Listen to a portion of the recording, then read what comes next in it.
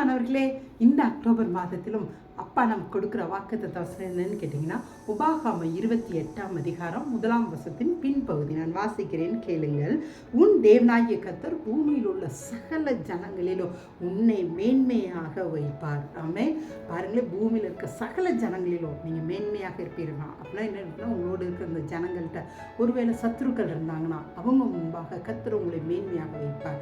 ஒருவேளை தரித்திரத்தில் நீங்கள் போனீங்கன்னா கர்த்தர் செழிப்பை கொடுத்து உங்களை மேன்மையாக வைப்பார். ஒருவேளை குடும்ப பிரச்சனையில் நீங்கள் சிக்கியிருந்தீங்கன்னா அந்த பிரச்சனையிலிருந்து கடவுள் உங்களை விடுவித்து உங்கள் குடும்பத்திற்கு சமாதானம் என்னும் மேன்மையை தருவார். அது மட்டும் இல்லைங்க, உங்கள் குடும்பத்திற்கு இன்னும் எது எது தடைப்பட்டிருக்கோ எல்லா ஆசீர்வாதங்களும் இந்த வாக்குத்தத்தத்தை நீங்கள் அனுதினம் அறிவிக்கும் போது, அனுதினம் சொல்லி சொல்லி அதை நீங்கள் உங்கள் வாழ்க்கையில் நீங்கள் கொண்டு வரும்போது நீங்கள் ஆசீர்வாதமாக இருக்கிறத பார்ப்பீங்க. அந்த மேன்மையை இந்த மாதம் நீங்கள் அனுபவிப்பீங்க.